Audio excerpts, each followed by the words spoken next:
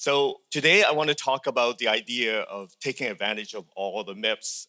Just a little bit about me. I'm a DE at Codeplay, now part of Intel, and I'm the chair of the SYCL working group. So that's why I'm here to talk about SYCL.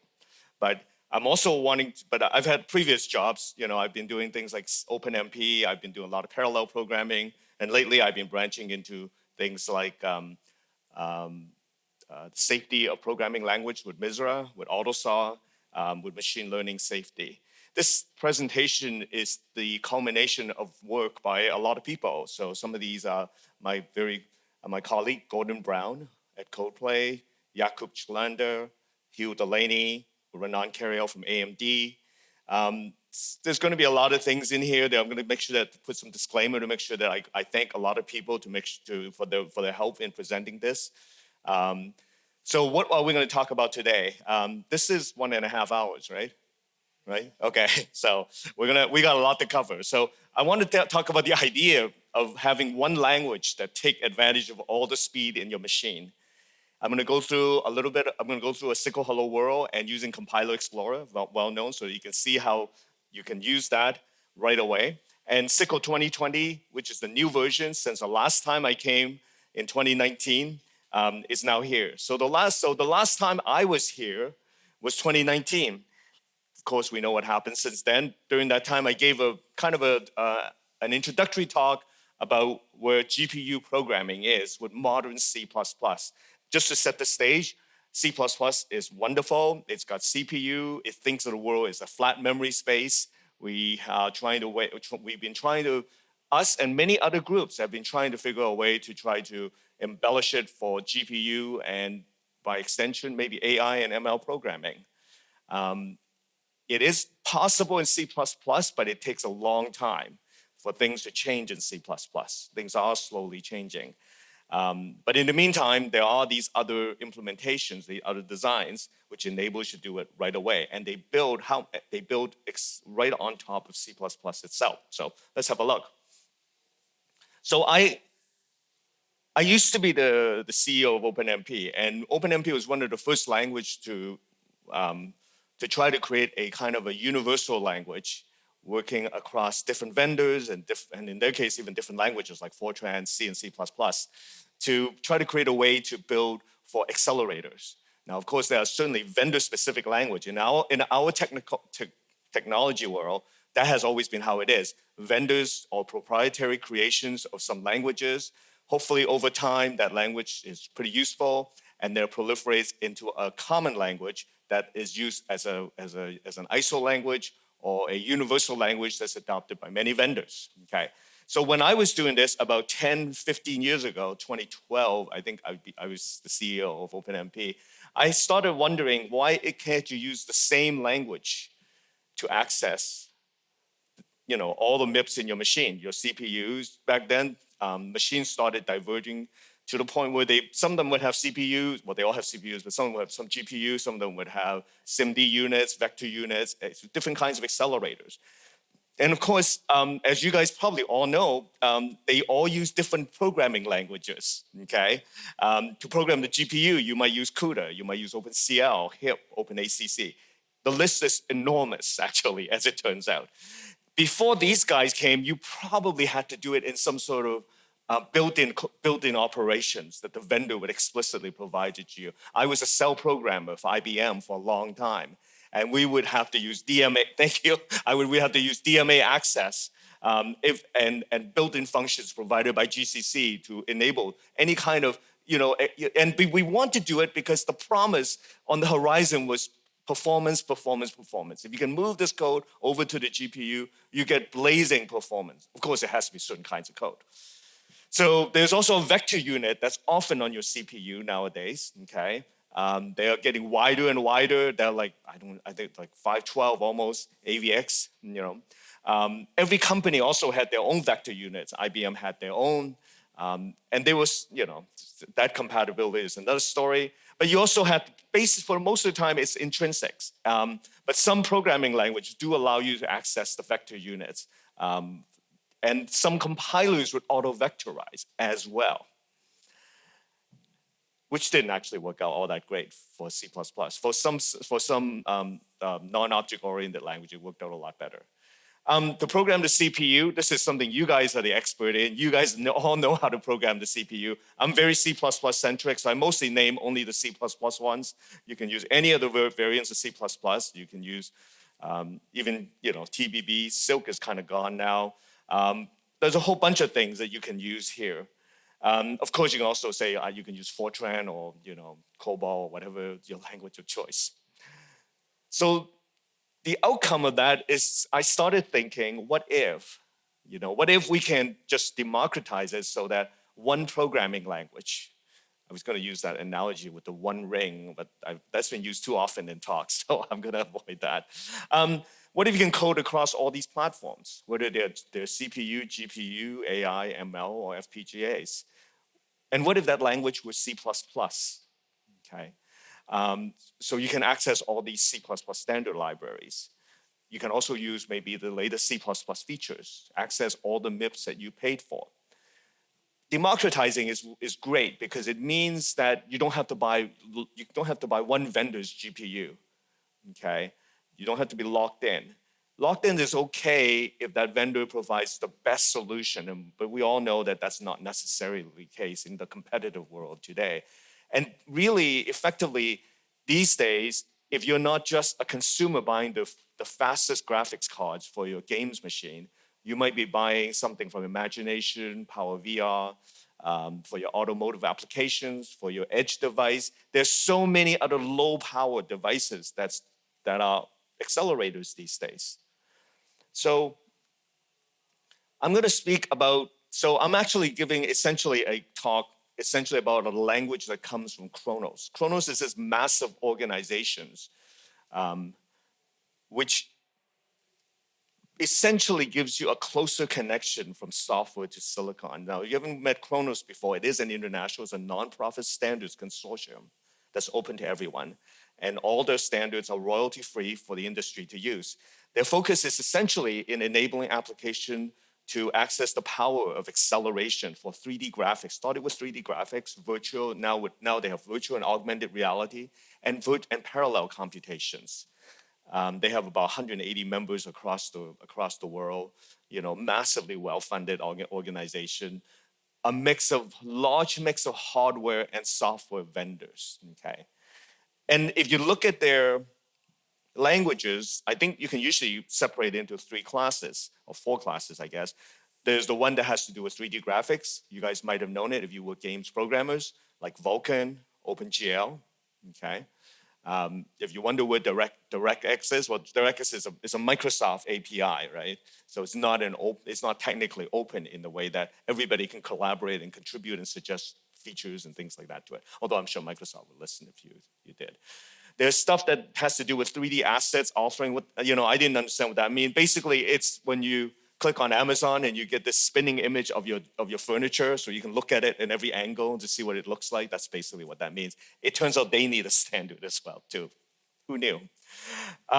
Certainly, they're also involved with augmented and virtual reality. All the big virtual reality guys, HTC, Oculus are in there, and they call it OpenVR XR. They wish they could call it OpenVR, but I think that name is just too,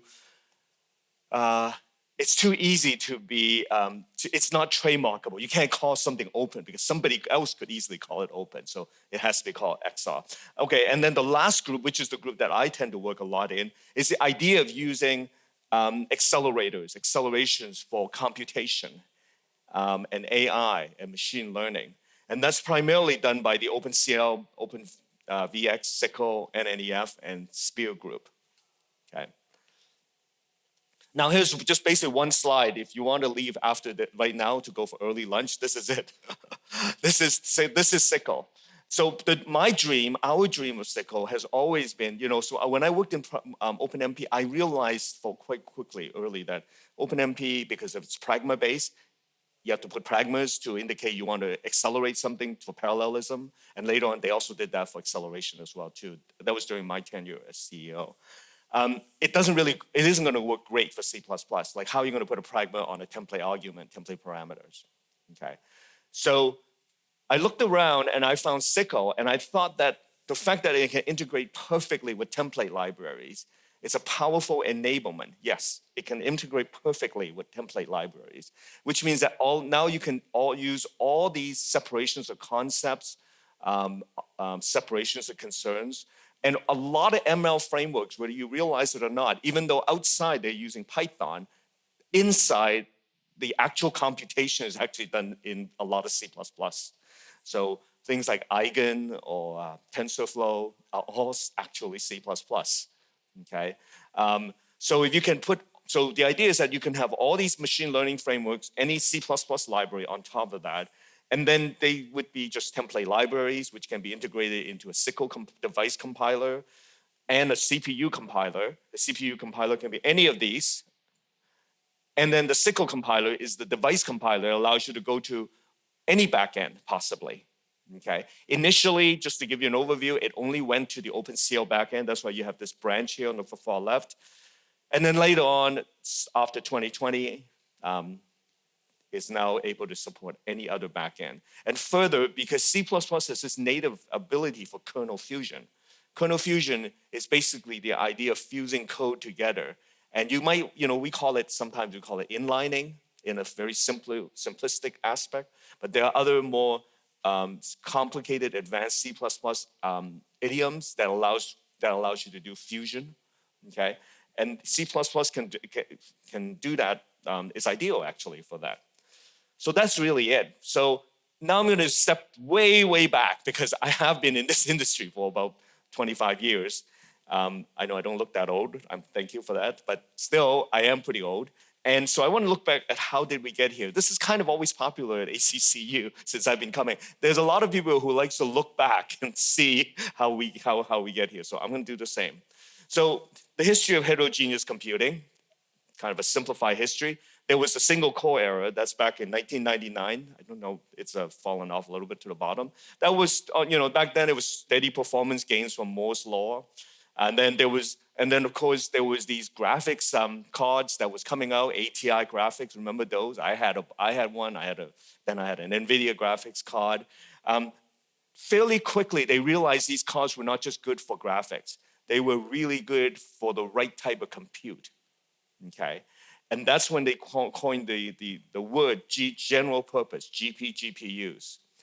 And from there was the Herbstadter paper around 2004, 2005, that the free lunch is over, clock speeds is going to stop increasing. That's basically the multi-core era, right? We kind of knew that to get more performance, we have to make more cores. The big invention, the big jump, the ha-ha moment was somebody at Intel realized that we can just put 2 cores on these chips, and all of a sudden we can start making money again because they were kind of stagnating just before because people were running out of ideas. I am that old, so you see, I do remember all this history. I worked through all of this. Okay, so the Core 2 Duo, I still remember, I still have one, was basically based on that, and they pretty much but even back then. They were fairly quick at jumping ahead and seeing that there was diminishing return beyond 4 cores, okay? So what happens is that's kind of ushering the heterogeneous era, and that's when CUDA 1.0 is released.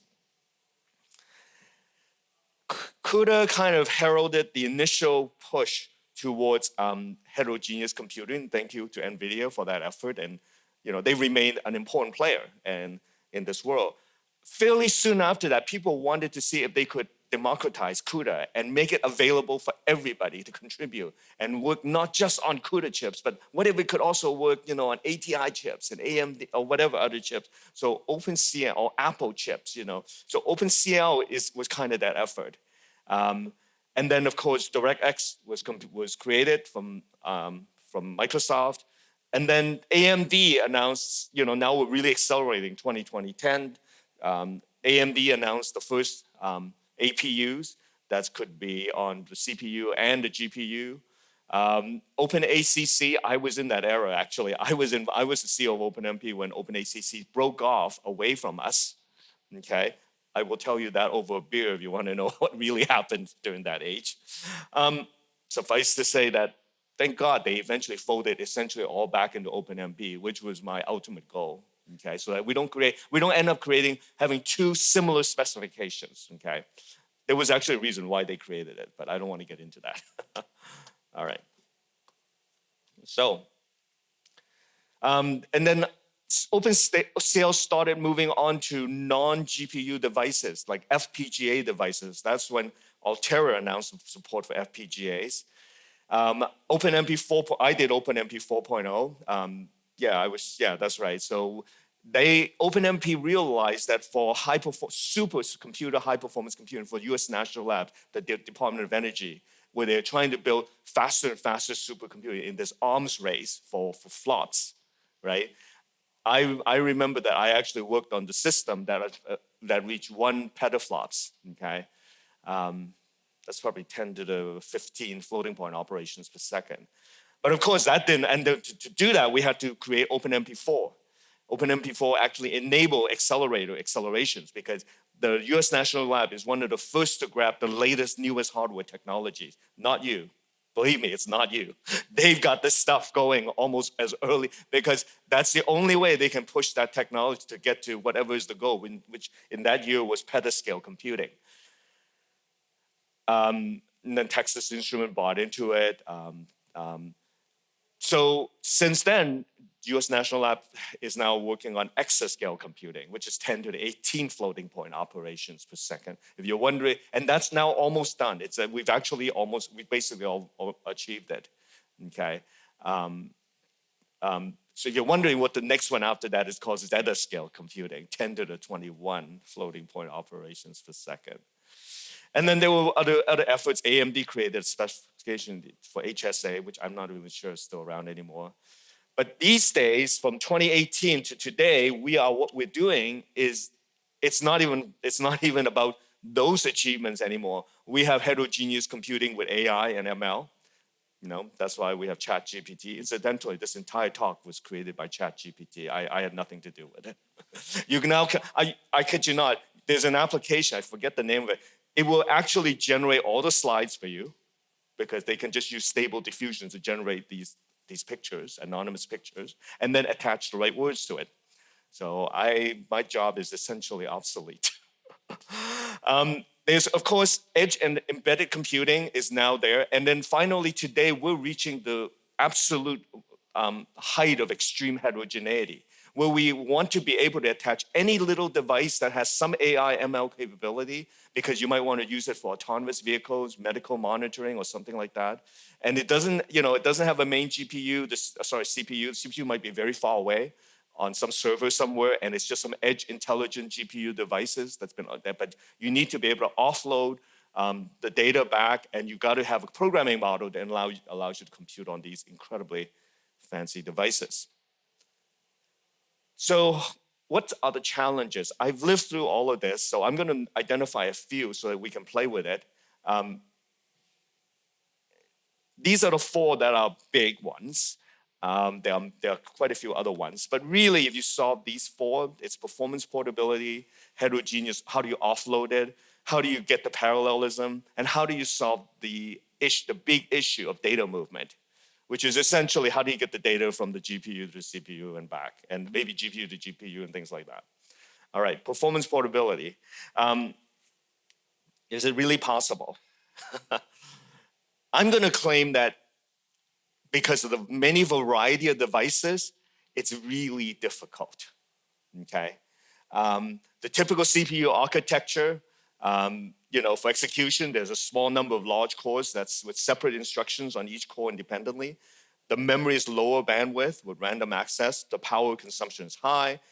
Usually task parallelism does the job. The typical GPU is a large number of small execution units, single instructions on multiple execution unit, what they call SIMD. Then the memory is hierarchical with layers of closer and closer memory, which are faster and faster. They might call it local or off cache or whatever. And much higher bandwidth and have fairly predictable memory access. And it could be low power consumption.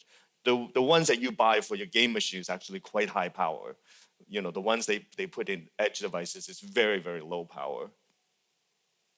And the thing you can't see is that the suggested form is data parallelism as opposed to task parallelism. All right. Sounds like you guys are pretty familiar with this. Okay. Then there's the typical FPGA architecture, which is used a lot in finance because they want to encode it in hardware so that nobody else can steal it. Okay, and so these are configurable logic blocks. They basically, where each block executes separate instruction on different data from a stream in parallel. The memory is configurable logic blocks with configurable routing for very bandwidth. That's why it's fantastic for network, for high frequency trading kind of a tactics. They're basically trading compile time for space.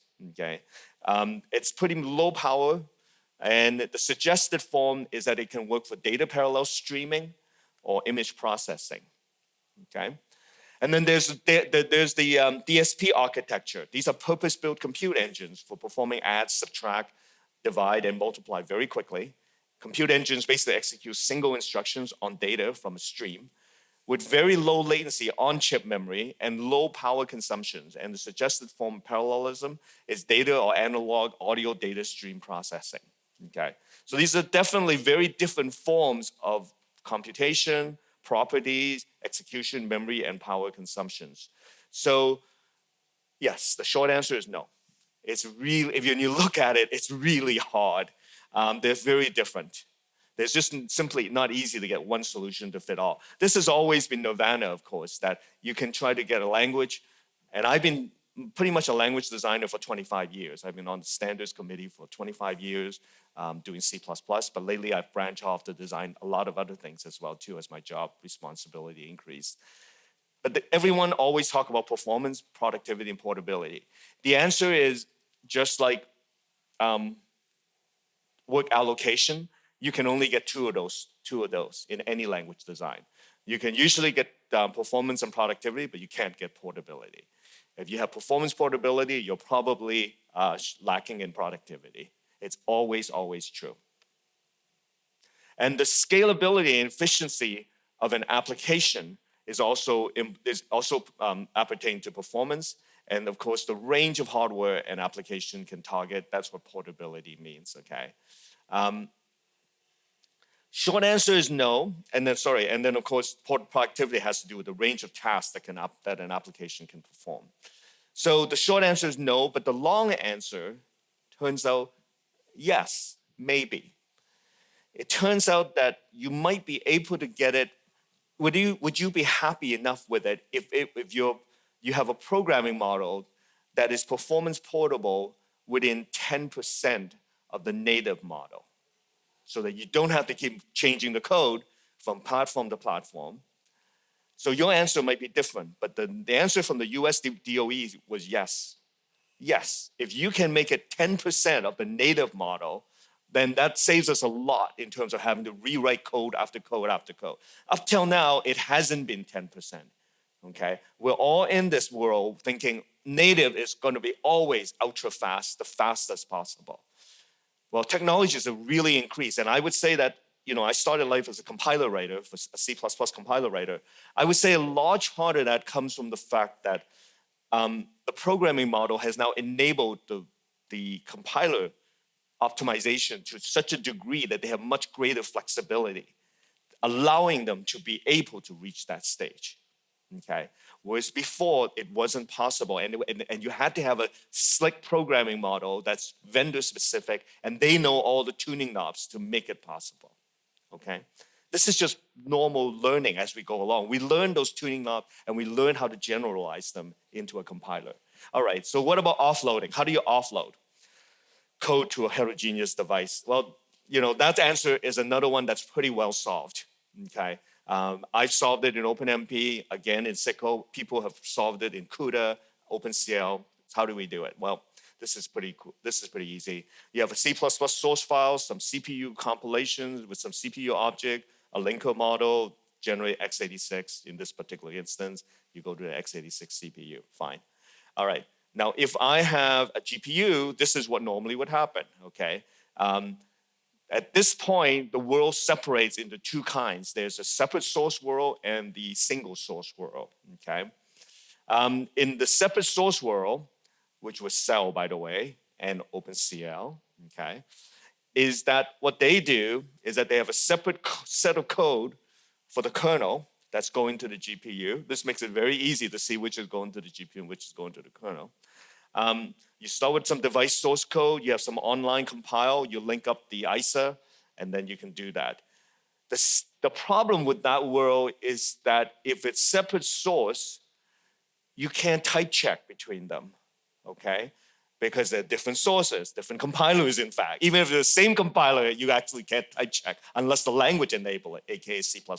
C doesn't because that's not in a language. So yeah, so I told you I've been doing this for a long time.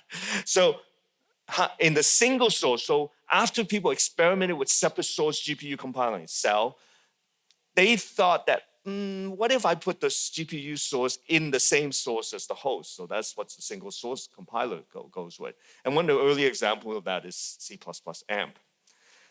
And here, what happens is now you've got your C++ source, embedded in it is your device code, some device compiler will come along in a second pass, so you have to do a multi-pass, generate some device IR, and then there's this special linker that also takes the device.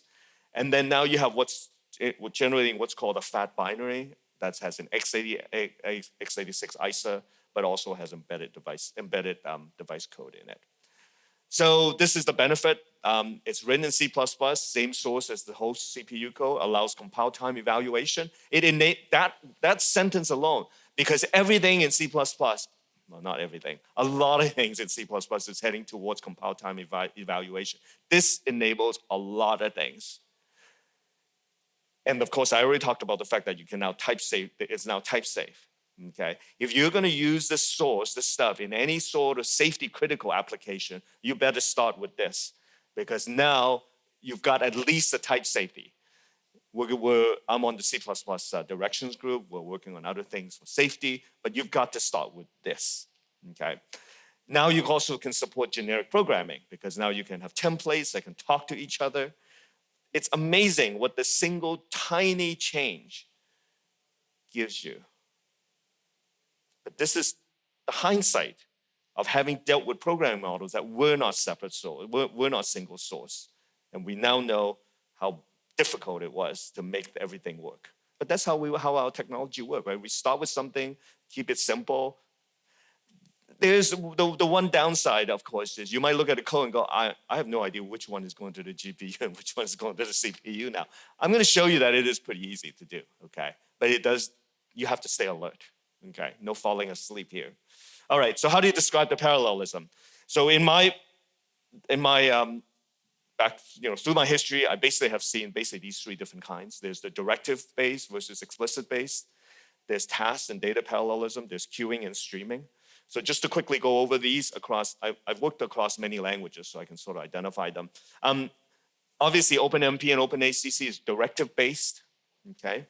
You have these pound pragma OMP parallel forwards that allows you to send it to as a parallel computation. So when you ask the question about whether CPU, how can I tell the difference between CPU and GPU? The same thing happened here. How can you tell which one of this code is sequential and parallel? That has always happened in ages. They've embedded parallel code inside a sequential program, right? So it's no really different than that.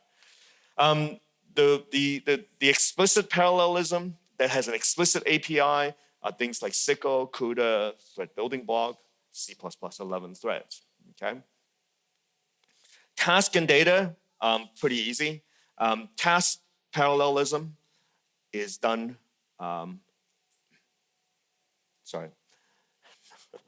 task parallelism is done by like OpenMP, TBB, or C++ 11 threads, okay? You can have multiple tasks.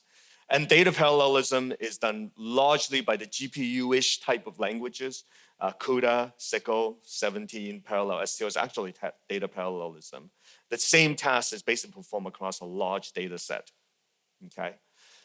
And of course, there is this subtle difference between queuing and streaming. Most people are not really aware of it. Where in the queuing case, functions are placed in a queue and executed once per enqueuer.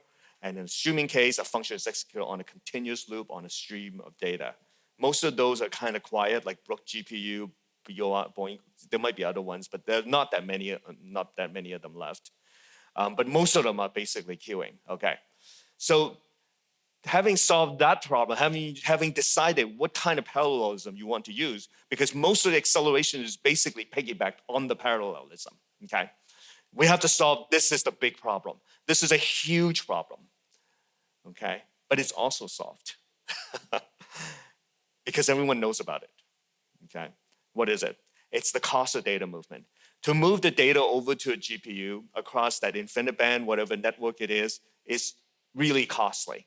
And you better make sure that the computation is dense enough, big enough to worth that data movement. If it's a tiny little compute of a single number, not worth it.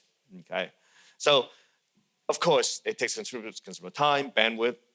The performance gain from a computation has to be greater than the cost of moving the data. And many devices also have this hierarchy of memory regions: global, read-only, private.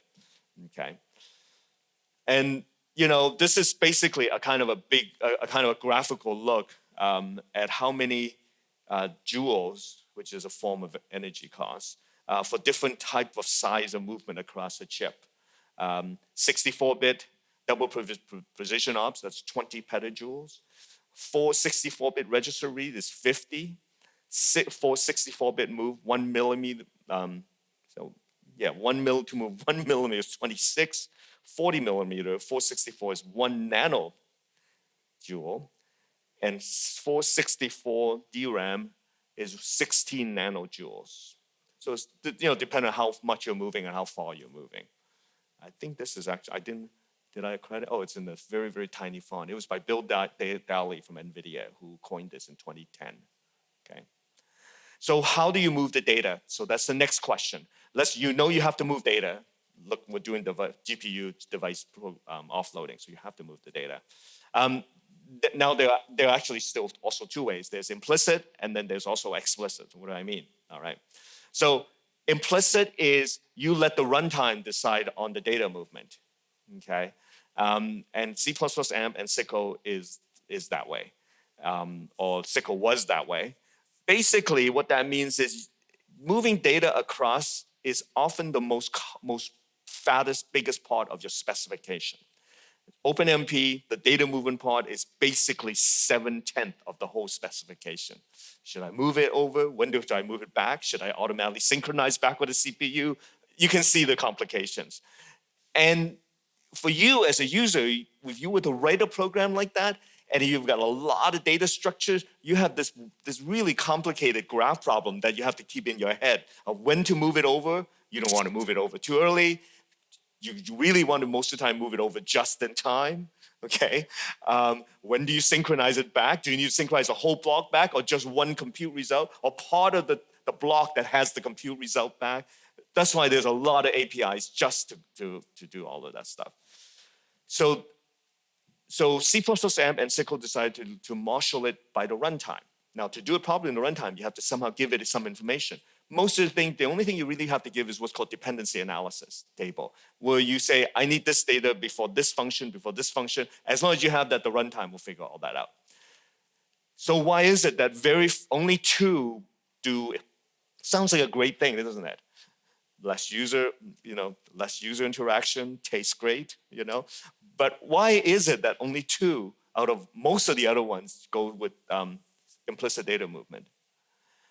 As it turns out, most of the other ones goes with explicit data movement, meaning you literally have to explicitly issue commands, CUDA, memcopy, host the device to do it exactly as you need. Okay, where the data is moved to the device via explicit copy APIs. SYCL 2020 actually enabled this explicit data movement. Okay, so when I was in 2019, we didn't have 2020. It's been about 3 years since I've come back. So now I can say we now also have explicit data movement. Probably the biggest reason, I think, let me see if I have a slide on that. No, okay. Probably the biggest reason, I think, is that that's just more the way we've been programming. If you're doing C or C++, you have pointer-based things, they tend to be very explicit things, okay? Largely what we have in CUDA is very, very explicit, Okay, so by and large, the programming models out there that in existence is just basically just too many explicit data movement, and just by the sheer request of our users alone, we had to implement it. Okay, I'm not necessarily saying it's better, but yeah, I want to hear what you have to say, Jason. One of the problems is as well is, of course, in doing it automatically, this is really good when you've got HPC. Yeah. Because it's so expensive to work out the cross-section bandwidths and so Yes. So you want to push it into the compiler. But when you're on an edge device, yes. where systems are so critical, yeah. you want, in C++, the C, we want to fiddle with all the knobs. Yeah. And you need to give them those knobs. Yeah. So Jason's point is exactly what I was thinking about. High performance computing system, very expensive. I'm just going to proxy and reiterate it. They would prefer the implicit. Whereas if you have a tiny edge device and it's time critical or resource critical, you need exact instructions going there. There's also something that we've done with SYCL is that we've built it now so that it can be built on top of any backends. And when SYCL is now a high-level language, which it really is, it always advertises as a high-level framework. This is C++, okay? The lower level backends, like if you're making SYCL work in a CUDA environment or make SYCL work on an AMD, they want to take over the explicit movement. And if we don't provide an interface, they have trouble doing that backend because they don't want us to be. So this is why ultimately we had to do it. Okay. Last bit is about how do you address memory between host and device? Well, there's a whole bunch of different kinds. There's multiple address space, non-coherent, cache coherent. I'm not going to go through them all. You can kind of read them. None of this is in C++, by the way. Okay, that's one of the problems so that's one of the things that is going to make it challenging to do it in C++. I don't know how we're going to get there, but in C++, I'm involved in it, but I have my own opinions. But anyway, let's take a look at SYCL. This is the approach to how we're doing it. Cross-platform, single source, high-level C++ programming layer built on top of OpenCL, was built on top of OpenCL, and was built on C++ 14 in the older version called 1.2.1. Now it's not anymore. So the ecosystem is basically, you can just take some C++ application. It might use some template libraries, and you just use SYCL. This is definitely an older slide. And you can just generate it for almost any devices. Now, it is entirely standard C++. It does compile to Spear and supports multiple compilations, single source model, okay, as a summary. So this is single compilation, multiple compilation essentially takes us to where you have, let me see. So this is essentially, in this case, so I'm not going to expand too much on this. This is the compiler model that most people are familiar with. It's a single compiler chain. So everything in the middle essentially is a single compiler chain. What this is speaking is the fact that often the one that consumers are mostly familiar with is where basically the CPU and the device chain is all managed by the device, like NVCC is a single chain. So because it's a single chain, it builds on top of GCC, it knows the ABI. Now, there are many cases, especially if you're in the gaming world or some edge device world, you don't know what the device compiler will be, okay? So SYCL is actually very flexible so that it actually allows what's called a multiple compilation model, where you don't know what the device compiler will be, okay? In a single compiler model, this is pretty easy. Whatever compiler source you have, you just grab that device compiler and you generate the specific codes for that, okay? But for am I going to get to it? But anyway, yeah, this is just saying, I hope I do, but anyway, this is just saying that SYCL really is entirely C++. Unlike the typical CUDA or OpenCL words, we don't have any of these dash global address space things, any of these angle bracket range things, okay? We don't have any pragmas, okay? And this is all it is, essentially, okay? And it's even simpler today because that's actually 1.2.1. Today we've simplified a lot of it because of C++ 17 deduction guides, okay? All right, so this is the multiple compilation model. It's really saying that, you have CPU and then a SYCL device compiler, okay? And this is the spear, it will generate spear, okay? And then there's a finalizer which links up, okay? And then the compiler could be any compiler. It doesn't even have to have anything special about it. We don't need to worry about it. The big issue, okay, is that now you don't know what the ABI difference is between the two compilers, okay? This is only a problem if you're passing lambdas around, because lambda has this randomized API when it's being passed out, okay? Okay. But the flexibility of this is that the device, the words down there, you can't see it says the device now can be selected at runtime. Okay, so you can pick any of these devices. Okay, and the standard IR gives you a better performance. Okay, it doesn't have to be SPIR-V, it could be some other IR, doesn't really matter. Okay, this model is still there. Okay, but it's not the one that's used by the US National Labs. They only care about single compilation because they actually can control the whole thing, okay? Okay. You can, at the last, you can select the PTX binary at runtime, okay? So this is essentially how, so out of all this, how does SYCL support the different ways of representing parallelism? We basically use an explicit parallel model. We use queuing, and we use task. We have both task and data parallelism. A lot of data. We need to have more task parallelism support, I have to admit. Okay. So representing the parallelism, you can do it as either going back there as a single task. Okay, that's the task parallelism, or you can do it as a parallel for, which allows you to do data parallelism. Okay, and the other thing that I want to cover is the design about data movement, okay? Basically, SYCL separates the storage and access of data in what they call buffer and accessors. And SYCL basically can specify where the data should be stored, and then it creates using the accessor, creates the dependency graph to implement the implicit data movement, okay? So how do we do it with the storage access? We have these things called buffers. These are all very C++ object concepts because SYCL is intended to be very C++. Okay, the buffers basically manage the data across host, CPU, and one or more devices. And so a buffer can be, and then we have these parallel concepts called accessors, which are used to describe the type of access, read, write, so on. And then now you can go for a CPU. Or another accessor, accessing the same buffer data can be used to access the GPU. Now, by the way, this concept enables some pretty powerful ideas that we had already intended from the design. From here, you can start possibly having data shared between CPU and GPU fairly easily, okay?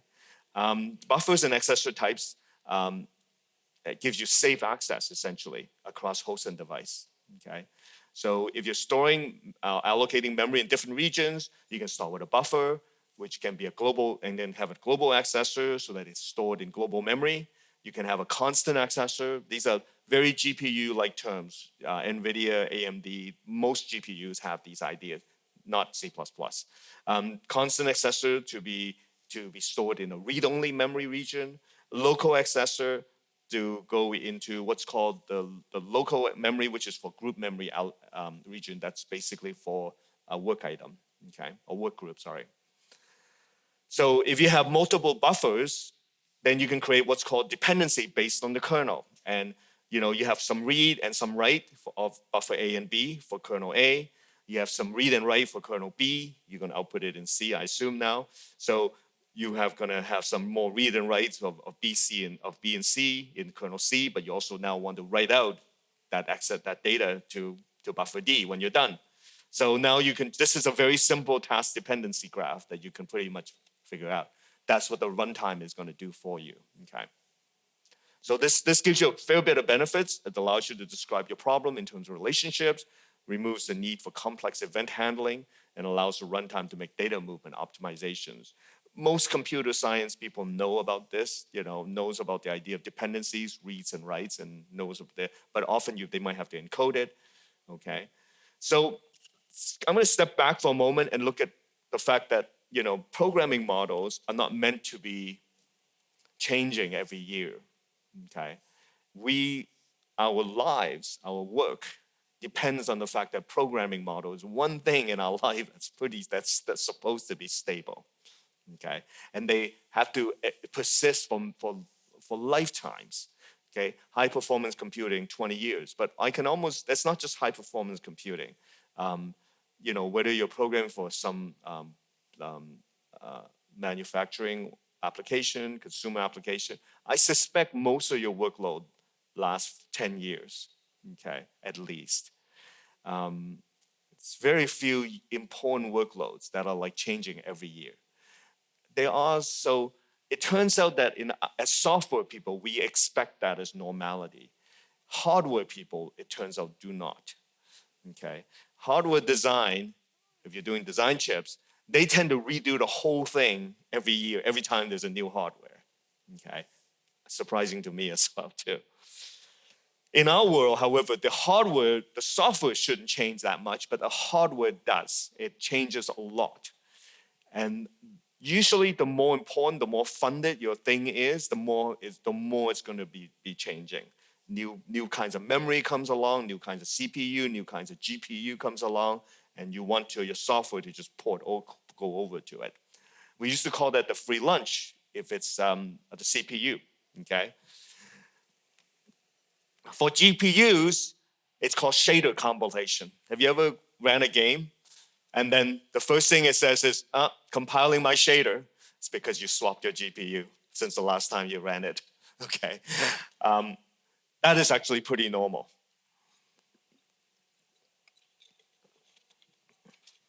And if you look at DOE, who are on this quest for the magic grail of exascale or petascale when I was doing it, and now exascale, you can see that they have totally different combinations of CPUs and GPUs. Why do they do it? I suspect they do it to be fair to every vendor. I honestly don't know, but it certainly looked like they're trying to make sure everybody has a hand in the game, right? Maybe this is an anti-competitive measure. I don't really know. But I've been doing OpenMP for a long, long time, and I've always observed that they seem to do a round robin between all the vendors. They say they're not doing it intentionally. Okay, so SYCL 2020 did launch after I came here the last time, and now it's got a whole bunch of features. It's now repurposed to C++17 with lots of new things like unified shared memory, parallel reductions, subgroup operations, and class template argument deductions. All of this, we think, makes the language more less verbose, okay, and easier to use. And part of that is based on user feedback, because since then our user base has massively grown, as you can see by some of the news article there, to the point where we now have usable user feedback who tells us, this is what. In fact, it was user feedback that we ended up creating the unified shared memory model to support the explicit programming model, okay? Because we tried putting SYCL on HPX, on Kokkos, which is a US DOE framework. And they all said, can you turn off your implicit program movement? Because we really like to take over that because it's our job. Next bit is a little bit of marketing stuff. It's about how far it's grown. I just came from the SYCL conference in Cambridge, so I had these slides because I'm the chair, so I had to give the opening keynote.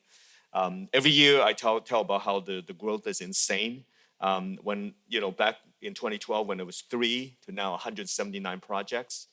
The user branch, so these are the open source branch. There is a closed source branch, proprietary one as well too.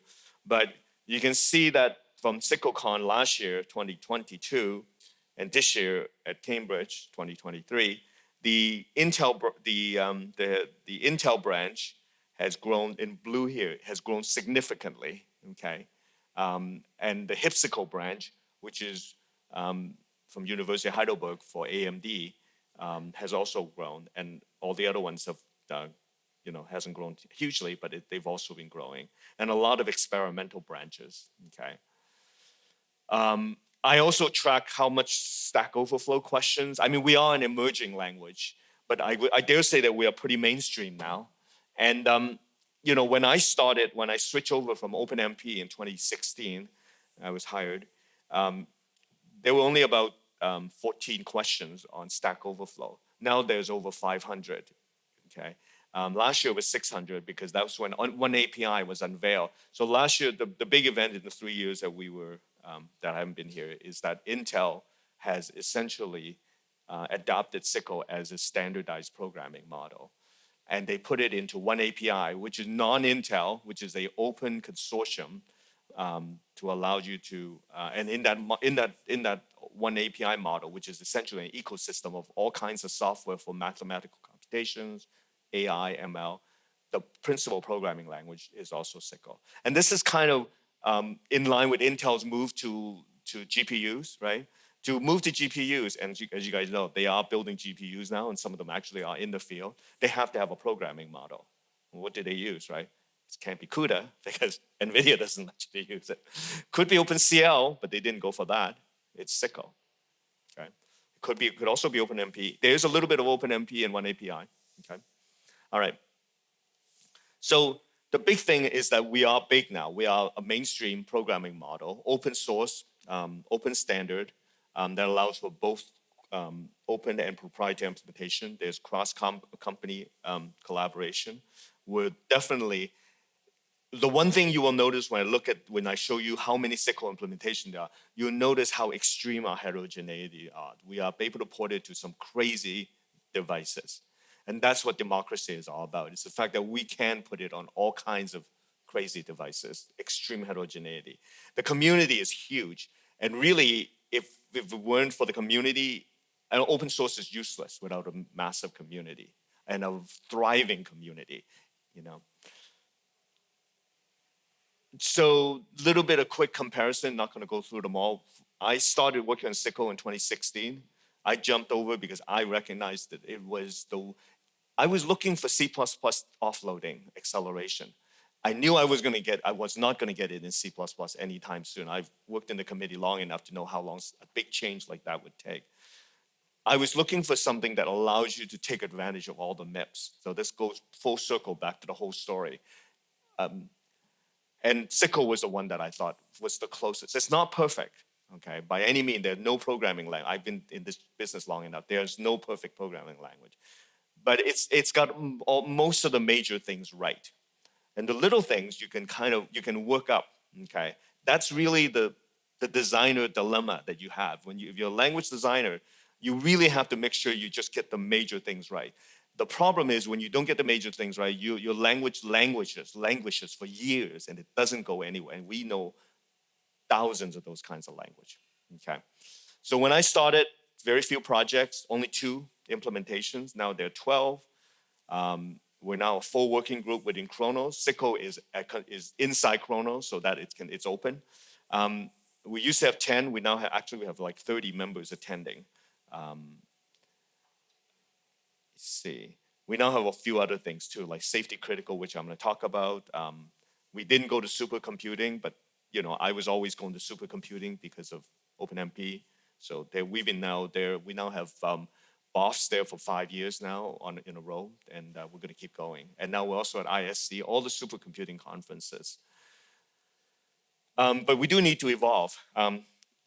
Being a language designer, I'm totally fearful of stagnation and loss of community and loss of openness. And we have to get more workloads. We have to make SYCL much more easily accessible, and in that way, I'm going to talk about Compiler Explorer. We need to have the ability to have the user-controlled SYCL task graph. Okay, SYCL already has essentially a task graph in the dependency graph that I talked about, but we want something that the user can control because most of the other languages also have user-controlled task graphs, and these turn out to be pretty useful. Okay. So I have a list of things in mind that I think I want us to do. We're now working on the next SYCL after 2020. We're working on processor in memory. PIMs are big now as well too, right? The fact that you want to be able to move your processing and your memory close together, okay? It's a fundamental machine learning so that it emulates the brain-like structure much more. It's a more neuromorphic type of computing, okay? That's the theory. Whether you agree with it or not, I totally understand. It actually has been around for a long time. Yes. Yes. Yes. Thank you. I like that interjection, by the way. Feel free to interject. We're not a big group. That's fine. I love talking in this environment. We're going to integrate the MD span from C++. This is the idea that MD span loosely could be said as multi-dimensional span. Loosely, just there might be other talks here, but you might have seen it already. Essentially, it allows you to. It's something that DOE identifies as critical. The fact that they want to be able to control the layout of data, whether it's row major, column major, or tile major, whatever it is, as well as a number of. So this is where SYCL, working very closely with C++, allows us to just absorb some of these features direct so that we don't have to do it. I'm on the C++ directions group, so I know what's going on. So hopefully, we also are trying to generalize the dimensions to more than 3. You might be shocked to find that SYCL only has 3 dimensions because that's the legacy of OpenCL. But if you're doing any high performance computing, we're not talking 3 anymore. We're talking like 17. Okay, it's not that hard, but to do it right, do need to do something. I already talked about the idea of a user-driven kernel fusion. You can do automatic fusion if you write your code in a way that is that C++ compiler knows about. Like you can inline it, you can use templates and certain idioms will also do fusions as well too. But we also want a user to be able to do that.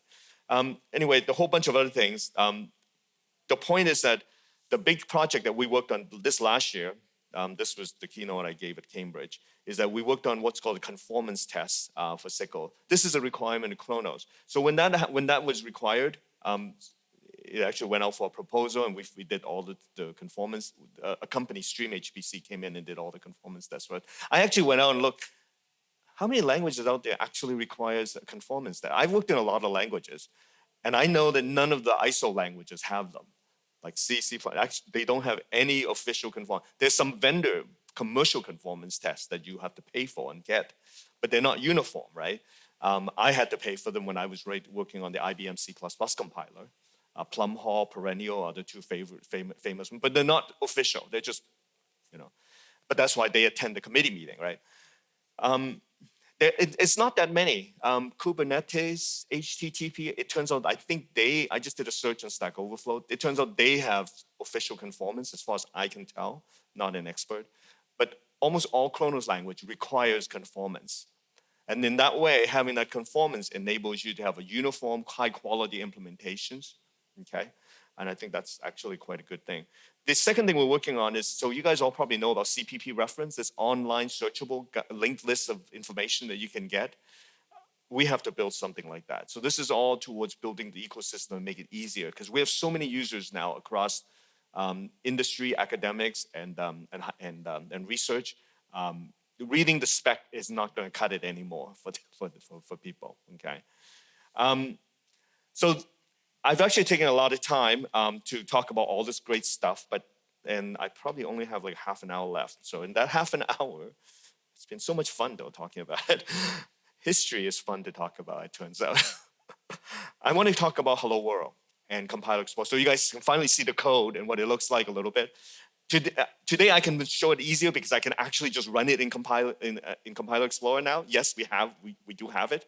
It's not perfect. I'm going to tell you why I think it's not. It needs to be more.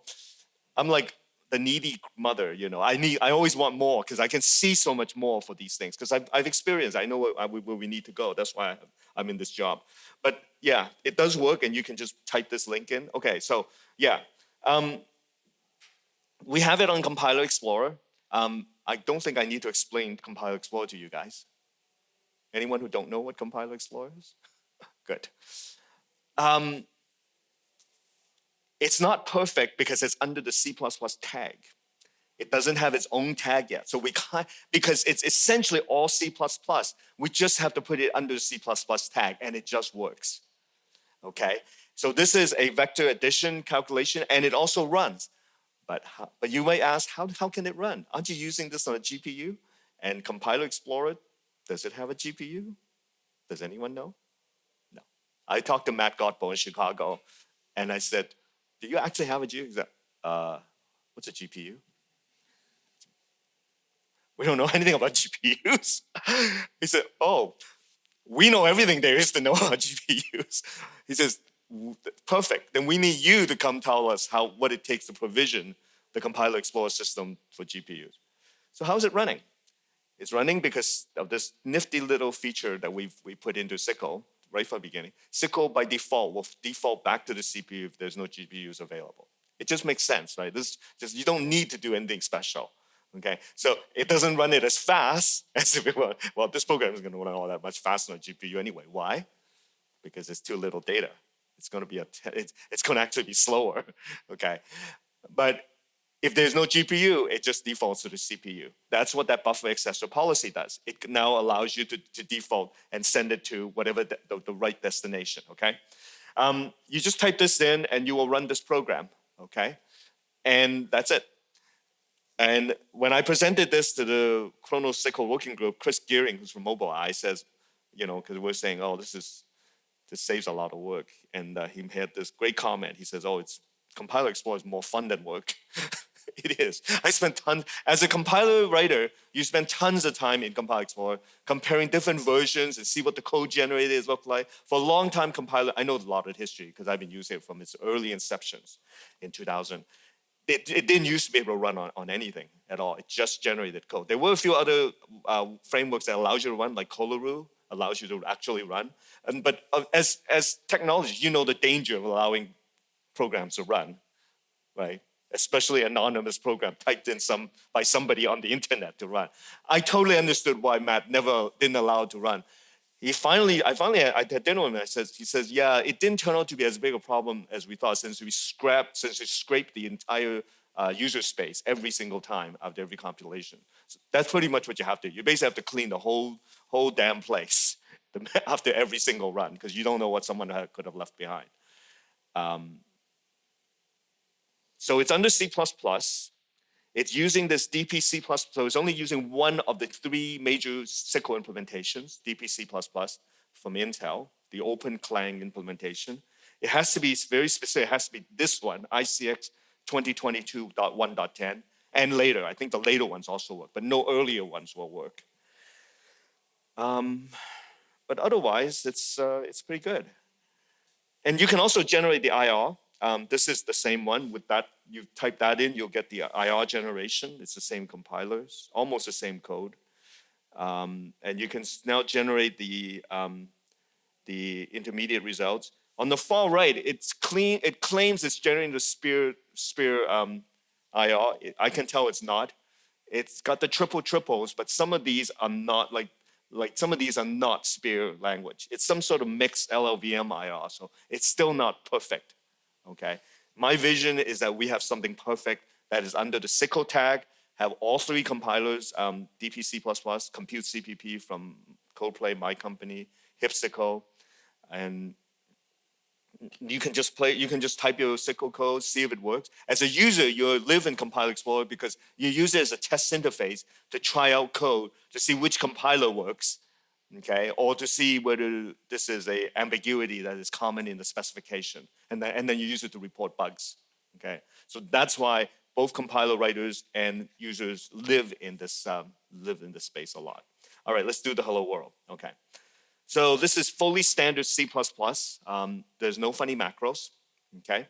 Unlike OpenCL, it is single source. OpenCL is separate source. Both the host and the device code lives in your parallel for. So if you're wondering how to tell the difference, you just have to know the context of what the code is doing. So everything from line 0 to 19 is on the host. Everything from 20, 21, 22, then that lambda is on the device.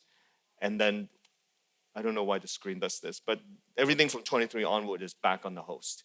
If you look at any of the other single source languages like OpenMP or CUDA, it looks exactly like that in that structure, okay? It will switch from host to device to host, okay? Just like that example I showed you where there's sequential, then parallel, and then sequential. Not a hard concept for people like us to understand, okay?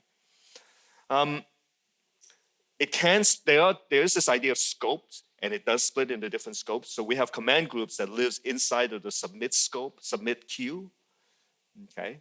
In that submit command, there's a command group that lives inside there. And then a device scope where you will build your task to execute that lives inside of the submit on a queue, and then a device scope similarly inside of the parallel for. So bear with me, you get lunch soon. This is where it gets eye-watering because we are going to look at a lot of code. But this is what ACCU is about. ACCU is a much more technical conference. That's why we're given an hour and a half. And I like that. Whereas most other conferences, we can't even get this deep, right? All right, so how to get SYCL on my machine? You need a SYCL-enabled device compiler plus any C++ compiler. We've already talked about that. We're using DP C++ here, which is an Intel implementation and includes SYCL.hpp, which opens all the interface for your SYCL applications, okay? It used to be CL SYCL.hpp before SYCL 2020. That's gone now as well too. So SYCL allows for two memory management model. We already talked about that in theory, of course, this explicit versus this implicit data movement model. So in SYCL, buffers and accessor is the implicit model, okay? And we have this new model since SYCL 2020 called Unified Shared Memory, USM. That is the explicit model, and the explicit model, the buffer model is more C++-like. It's in the vein of C++ abstractions, whereas the explicit model, the USM model, is more like C, CUDA, like what Jason said with certain devices. So buffers gives you an abstract view of memory and data for SYCL programs. It's really useful if you want the runtime to manage the dependency and takes care of all your data movements. Whereas USM, Unified Shared Memory, gives you a more explicit management of pointer base, more like how C programs or CUDA programs. Usually, you want to start with the buffer model if you're writing code from scratch, but the USM model allows porting a lot easier. If you're coming over from CUDA code or some HIP code, it's going to look like more like USM. It's going to have pointers and all that terrible shit that we don't like. Sorry for my French. The buffer's memory management model separates the storage and access the data and automatically handles data dependencies for those familiar. A buffer essentially can be constructed with a pointer to the data on the host and a ranged object describing the number of elements in a multi-dimensional space. So here is just 32 elements that correspond to the vector, okay? And the buffer essentially manages the data during their lifetime. So we know when to transfer the data. On destruction of the buffer, it will wait for any work the queue is doing, which access the buffer's data. We're going to see how association between buffer data and a queue work being done when we bring in the accessor object. After the wait, after the wait for the queue to finish, the buffer synchronizes the data back to the original host pointer. The enqueuing of work to an accelerator is done via what's called a queue, which is submitted, which submits the command group. And the command group is basically created with a function object that takes a handler that's used to add commands and dependencies. Now, an accessor here is representing a request to access the data from the buffer on a particular device from the handler with a particular set of properties like read, write tags. This is how they build that implicit dependency so the runtime can marshal data at the right time for you. The access mode is important because it enables SYCL runtime to manage its data dependencies. They're created inside the command group for each buffer. They're also used to access the data once on the device. This is how SYCL optimizes your data usage. Inside the command group, we also define the kernel function by calling parallel for. This defines a device function, which is the main entry point for the kernel code that's going to run on the accelerator. This basically uses a C++ lambda.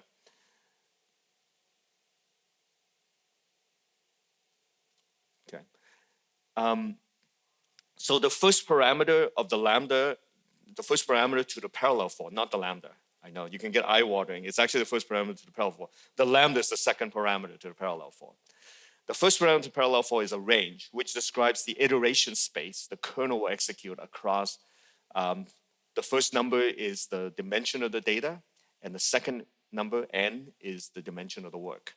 The second parameter to parallel for is a function object, a lambda, which defines the kernel function itself. the kernel function takes as a parameter an IDX, an index, which represents the currently executing work item. So you basically have multiple copies of the same kernel executing in this device. And this index tells you where within this whole space my data is, okay? And staying true to the whole hello world nature of this example, the kernel performs a simple vector addition here. And then using the subscript operator of the accessors with the ID to retrieve an element of the data from the two inputs and then assign the sum of those to an element of the output. And then finally, we call wait and throw on the queue object to wait for the command group to complete. This is the wait and throw function will also throw any asynchronous errors that's encountered during the execution of the kernel. And wait and throw is automatically called upon destruction of the queue. So technically, you don't actually need this. On the destruction, you will actually get it. Okay. Any synchronous errors which are encountered are thrown immediately. So this is how you can create your own async. Now here, this is how you can create your own asynchronous handler, okay, and pass that into the queue. So any asynchronous errors which are encountered are going to be stored and then thrown when wait and throw is going to be called. By default, they will cause to terminate. Users basically can provide async handlers to take care of them, which is why it's important to have a try-catch block to catch and handle any exceptions. Now, here we live in the scope of the buffers, and I'm writing out what's called an async handler here, and we're going to wait on all the command groups that depend on our data and then flush it back to the host data. First, we use those. Let me start that again. We're going to wait on all the command groups that depend on our data and then flush it back to the host data that we use in those read-write tags. So none of the A and Bs will be transferred back. We just optimize. Okay? And as you would expect, upon leaving the scope containing the buffers, the output data is going to be synchronized back with the original pointer. And this is how we do it using a Clang DPC++ with built-in SYCL compile for an NVIDIA GPU. The unfortunate part you can't see, which is any way to move the screen up? Because this is so that the command line is down here, which unfortunately has been falling down. Thank you. Oh, actually it is gone. You can't actually see it. Okay. No, it's actually in the projection. Yeah. All right, let's keep going. Don't worry. All right. So this is actually generating for an NVIDIA CPU. The part you can't see is this command line that says -f SYCL-target NVPTX64 for NVIDIA CUDA. Okay. So you can see that for the NVIDIA CUDA, the kernel computation is generating this set of load and add and store operations. Okay. These are a couple of NVIDIA PTX loads, adds, and stores instructions. This is the same compilation, and this time you can actually see it. You can see that it's targeting an AMD. I have not changed the code at all. And this is the magic. This is the democracy. This is the democratizing. I am now generating AMD instructions for the same line 20. We see a different set of ISA for a different architecture just by changing the compiler flag. And now this goes directly to a GFX 908 device. Yes, this is what we've been driving through the whole hour, okay? It's done now to the point where, and then again, I'm going to change it, and now my compile target is Spear 64. So this is Spear IR now, okay? And I have not changed a single line of source. This is true. This is achievable. We do this all the time. This is why US National Lab wants us, because they constantly switch the end target. In fact, they don't know what they're going to buy tomorrow, but they want their code to live on forever. The question that you should ask yourself is, sure, Michael, it works compiling and generating, but will it be performant? And we go back to that original question is, if it's within 10% of the native AMD and native CUDA, then to DOE, their answer is yes, we're good with that. Your answer might be different. You might want ultimate performance. I never claim that we can just beat CUDA. I think it's dangerous to claim that. Maybe some cases, we've actually seen a few that can beat CUDA, okay? But because it's such a different platform and different, instrumentation, I'm very careful about saying something like that. I'm okay with saying, we could probably get within 10% of CUDA or AMD's instructions, And for that, are you willing to pay the price of portability? So in a simple case, clearly one write and some reads and more reads and then separated writes, fine, it seems to work. What if it's a complicated read-write where you're reading and writing regions of data, okay? And there might be some overlaps, okay? And can you do that in the middle of writes, middle of reads, go back to writing some partial data back? And we do that. This is why we've been working with many workloads because they all have these kinds of complicated access characteristics. We are debating some of the finer points about concurrent read-writes within the same buffer. That's a natural issue for race conditions that we have to deal with. That's basically the working group debating some of these things. But I think if there's a clear pattern of tile read-writes within those regions, it's fine. Okay. We have now ported like GROMACS, NWChem, LAMPPS, which are three major workloads, hundreds of thousands of lines of code for quantum chromodynamics, computational fluid dynamics, okay? And they all have very, very complex access patterns. Okay?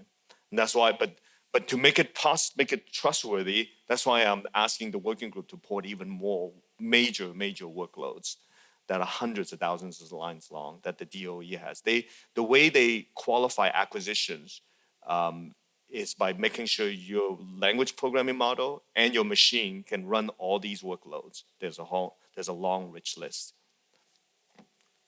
Okay, we got 5 minutes, but let me see what I can get through. I will get through a little bit. So the question that comes up next is, what tool can I use if I got different kinds of backends? You basically now have this very high-level language that can sit on any backend, but what tool can I use for analysis and debugging? Well, it turns out that we can just use the same tool as the native backend tool. If I'm obviously on NVIDIA here, so I'm going to use the NVIDIA Nsight tool and the NVIDIA Compute NCU tool, so the NSYS and Nsight tool. And if all else fail, if you don't have any of that, then you do have to inspect the assembly, okay? But if you're using some common, major, well-known backend, then you should have tools provided by those vendors. But we do get the case where it's a brand new chip, brand new accelerator. They have no tools for this stuff, so you are going to have to, yeah. Mm-hmm. So is there any generic profiling tool? No. That space is still empty and begging for contribution. OpenMP has a OpenMPT group tool by John Malacrummy from Rice University, where he created this standardized language for profiling. And then as a result, they have a kind of a more a standardized generic tool. I'm hoping that we have something like that. Okay, yeah, so the question is, if I have an old GPU that I guess presumably SYCL doesn't recognize. Thank you for asking that question. Yeah, good question.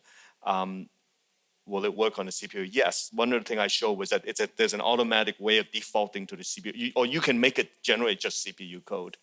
So yes, you can go back to the CPU until you can figure out and get a device compiler for that GPU. You do have to have a device compiler, okay?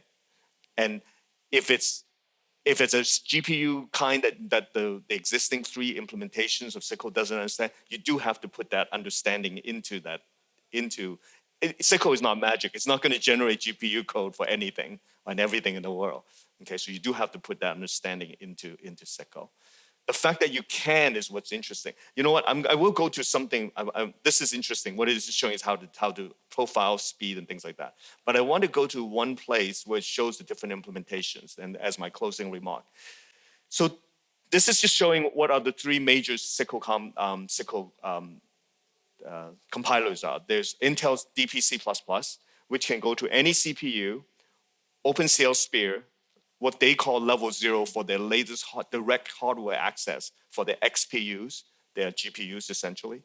And they also have a branch that can go to NVIDIA GPUs and ROCm AMD GPUs. This is us, Codeplay, where I work.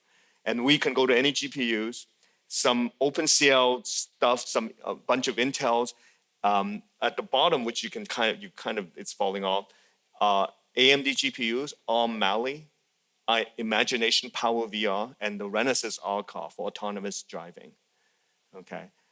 And then, of course, NVIDIA GPU branch. This is HIPSICO from University of Heidelberg. They are trying to rename themselves. They started out calling themselves HIP because they were kind of AMD related, but now because they can support so many variants, they're trying to change it away from HIP because it's no longer really HIP. So they can support OpenMP. They can go to any AMD. Down here is actually AMD GPUs. Over here, the red box is Intel level 0, okay, which used to be experimental, but it's not. And in fact, last week while I was at the conference, my conference really, we had a hackathon where he essentially got it work on the latest Intel cluster called Ponte Vecchio. First time he got it working. He just did it while he was at the hackathon. That's how fast it is that he can do it, how easy it is. And of course, he can go to NVIDIA. What I'm trying to highlight is that this diagram is very different than what our world has always been. You know, if you want something to work on IBM, you go to IBM for a compiler. You want something to work on Intel, yeah, you can go to Intel and Microsoft, I guess, right? If you want something to work on NVIDIA, you go to NVCC. You want something to work on AMD, you get a HIP compiler. So with the exception of the Intel branch, which is both Microsoft and Intel, the compiler generally comes from the vendor because they know it better, that chip better. Well, not anymore. With the ability that you can now get, say, 10%, within 10% performance portability, the compiler no longer needs to come from the vendor. It can pretty much come from pretty much anybody, and they can literally now target your. This is something we've always dreamed of. We never thought it was really all that possible, okay? The last point I will bring up, I think my time is up, is that there are a whole bunch of experimental compilers going on out there by research, by a bunch of students that are porting it to Vulkan, by some researchers that are porting it to MPI, by some educators porting it so that they can use it as a tool for their classes, and by Samsung on PIMS, by Huawei on AI chips. What this is saying is that it's almost ridiculously easy to attach a backend to Clang or something branch like that and enable it to code. Because now you don't have to worry about the front-end language anymore. You just worry about the dispatch. And that facility is already in OpenMP, in Clang, because OpenMP put the initial one in there. And now OpenCL has added it, and you just have to add a backend branch to the Clang compilation phase, and you can now compile to almost any device. This really opens up, and you don't have to wait for the company to give it to you. You can build it yourself. Your student can build it. The reason there's such a proliferation is because it really is quite easy to build this backend. Okay, I will close with this slide because I think this is really ultimately what I think is the power of this language. I hope that it lives a long time. I don't know if it's going to take over the world. Languages can grow in many different ways. The rest of this talk is talking about very specific SYCL features and things like that. I can go on for hours, obviously, but I'm just going to put to the last slide so that we know we have something to talk about. And really, it has to do with the idea that we're hoping that SYCL, grows. It's already got the promise of being a universal programming language for high-performance computing, but it could also work for embedded computing and AI and ML computing as well too. But it's harder to get people to buy in. But the whole point is that I and the whole community are designing it with all the experience that we have in mind, and that is to make the model last, be persistent, have high quality. But more than anything else, we want to make it democratic and open. Everybody can have their voice in it. And in my experience leading consortium for 20 years now, the only way you can do that fairly is if you bring everybody together. It's no good if you put some feature in there that only benefits one vendor, then no one else implements it. And the languages die when that happens. Think about C99 and variable length array. Very few people implemented it. So they had to pull it out. The languages slowly die when basically a couple of things happen. Your community dies. You create the feature, but nobody builds it. Okay, that's how they walk away. This is how they vote. They just walk away, right? There's so many other candidates out there. And part of that is because if you become too ambitious, you don't bring everyone along with you, then you lose the community. But if you're not ambitious enough, on the other hand, you could also lose to a competitive language. That could happen as well too. Okay.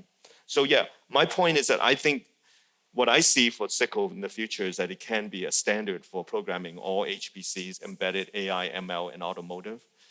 We're definitely expanding across, and we feel that we have a thriving community, and it's our most important asset. And to go full circle, we really want to be able to allow you to access all the MIPS on your machine. And with that, thank you very much. You guys have been a great audience. Cheers.